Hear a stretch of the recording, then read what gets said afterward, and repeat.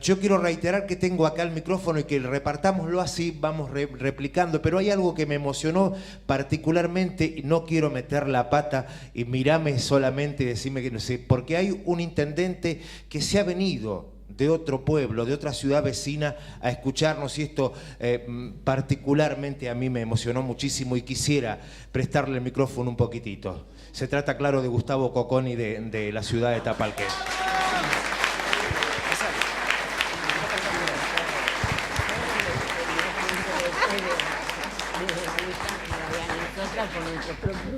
No, yo solo venía a escuchar. Les pido disculpas porque la verdad que soy ignorante en el tema y sí estoy preocupado por lo que pasa con la justicia, como pasa con la política, la representatividad, digamos que no seamos funcionales al poder establecido y que realmente estemos de cara al pueblo, que no pase lo que está pasando en Latinoamérica con la justicia y los medios de comunicación que ponen gobiernos. Y bueno, y vine a aprender. Les agradezco mucho y los felicito por el coraje de patear el tablero, porque realmente si no es así va a ser muy difícil. Y bueno, tenemos que creer en las utopías y yo creo mucho que desde abajo se pueden hacer cosas. Así que les agradezco mucho porque también nos nutren, ¿no? Muchísimas gracias a los organizadores y gracias por permitirme estar, nada más. Gracias.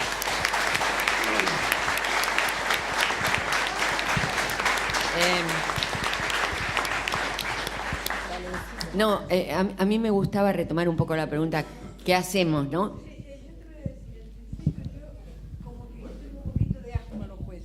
Sí, sí, sí, sí. Sí, sincerita. Yo me hago... Nos hacemos cargo. No sé, no, nosotros no, a ver, nosotros lo sabemos. Así que discúlpenme, pero es ¿Seguro? así lo que siento. Claro. ¿No? Y la otra cosa que me pregunto, porque a veces parece que son dioses. Somos. A ver, señores y señoras, esto de que hay que pararse cuando ellos entran, ¿pero de dónde? Bueno. Entonces me pregunto, yo, ciudadana, quiero hacer algo, no quiero chillar en mi cocina nada más. A ver, ¿qué hago? Bueno, a ver, a mí me gustaría retomar eso. Nosotros, que también, estando en ese ambiente pernicioso, digamos, no queremos cargar con, digamos, podemos tener muchos defectos. Esos pecados que señalamos de los jueces, no los queremos cargar porque creemos que no los tenemos, porque estamos muy atentos a lo que hacemos y cómo lo hacemos. Y como dice Malala, a cada rato nos tenemos que mirar y decir, a ver, por ejemplo, para decir un ejemplo, los jueces suelen decir, mi juzgado, mi secretario, mi ordenanza, mi. Como que los hubieran comprado. Y uno tiene que hacer un esfuerzo, después de pasar unos años en el Poder Judicial, para no decir lo mismo. Pero esto es una proyección de algunas prácticas en donde el derecho de la propiedad irradia a relaciones que no son de la propiedad. Los padres decimos con mucho énfasis, mis hijos, mis nietos, y son de uno, en un sentido que no es que seamos dueños. Pero, a ver, hay un mundo cultural en el que vivimos, en el cual hay todavía muchas batallas que dar. Otra batalla que hay que dar para que a uno los jueces no le produzcan asco es que esos rituales, como pararse o sentarse en determinadas ocasiones, no sean una forma absurda y casi diría ridícula en las épocas que vivimos de convalidar una autoridad que, por otro lado, como la gente no le cree a los jueces, como usted marcaba bien, se ha perdido. Entonces, es un ritual hipócrita y hay que denunciarlo. ¿Cómo hacemos? No hay que reproducirlo. Claro, y no hay que reproducirlo, pero además, para eso, uno efectivamente no tiene que enojarse sola en la cocina. Nosotros, digamos, en un momento dado coincidimos. Algunos nos conocíamos desde hacía muchos años, habíamos hecho muchos intentos desde muchos años antes de armarnos como grupo, otros nos encontramos en ese preciso momento y nos dimos cuenta Fíjense, Malala lo dijo al pasar, pero yo quiero insistir en esto. Cuando salió la primera declaración pública de justicia legítima, era la primera vez en la historia del Poder Judicial que jueces, fiscales y defensores firmaban una declaración poniendo su nombre y su número de documento. Nunca había ocurrido.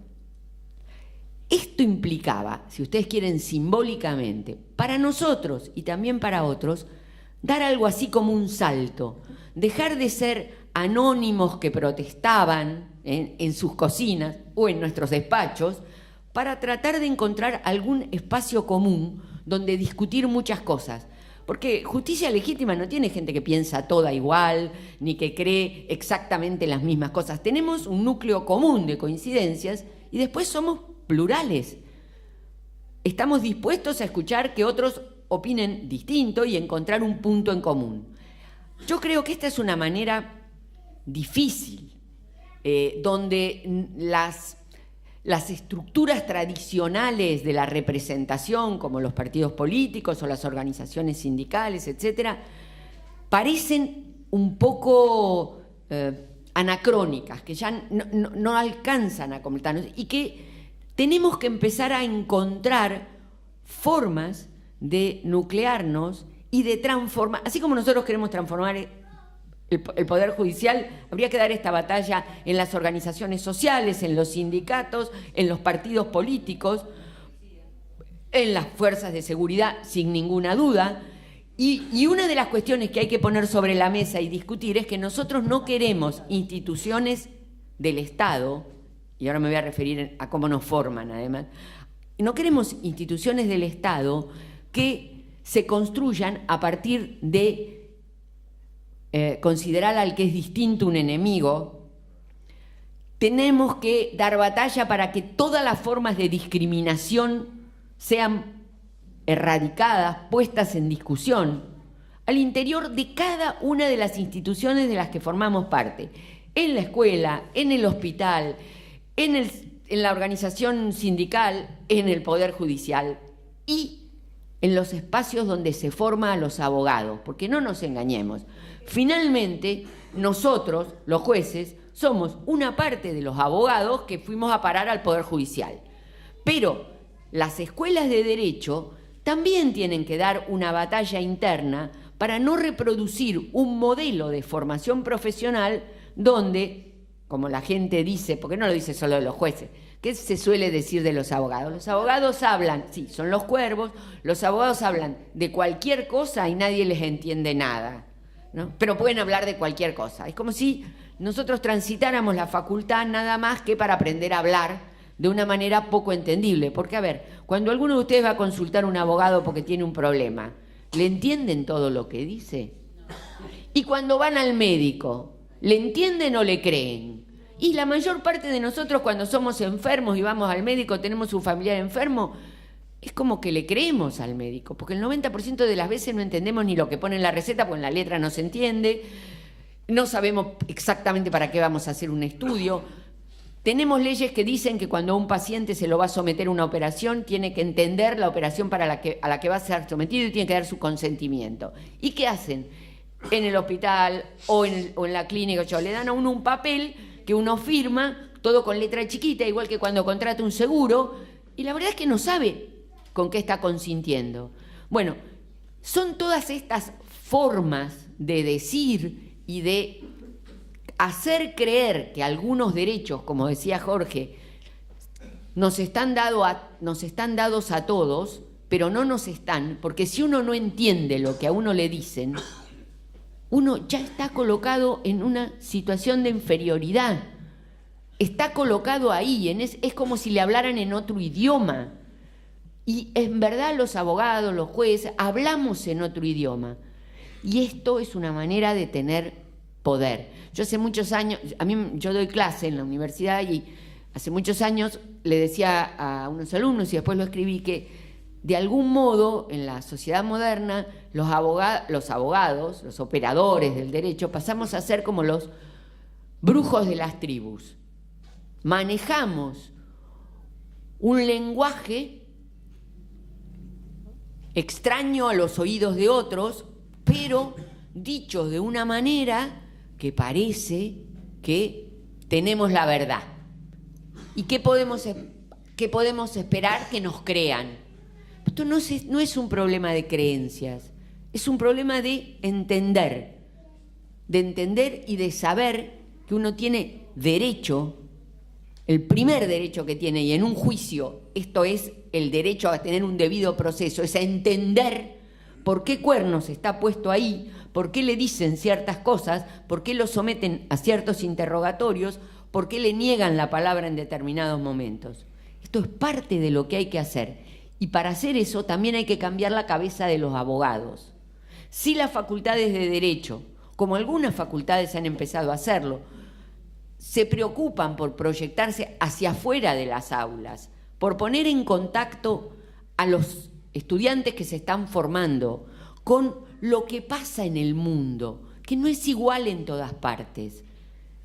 En una ciudad como esta, que no tiene las dimensiones de Buenos Aires, hay, y ustedes lo saben, grupos sociales distintos, situaciones de conflictos que se dan en algunas partes de la ciudad y no se dan en otros, que se ocultan además en algunos lugares y se resuelven en otros. Y esto pasa en una sociedad donde la igualdad es una promesa, no está efectivizada. Y además, la igualdad hay que construirla a partir de aceptar las diferencias. Si no aceptamos que somos diferentes y de todos modos tenemos derecho a ser iguales, no construimos nada. No hacemos una sociedad mejor. Y los grupos de militantes sociales, por ejemplo, quienes han dado batalla por ser reconocidos en sus diferencias raciales o religiosas o en su identidad, las luchas de los movimientos en pro del reconocimiento de las diversas identidades de género, por ejemplo, me parecen un paradigma en el que todos tenemos que integrarnos. No es lo que le pasa a aquel o a aquella, es lo que nos pasa a todos. Si yo soy capaz de ver que hay otros distintos a mí y no los siento como enemigos, yo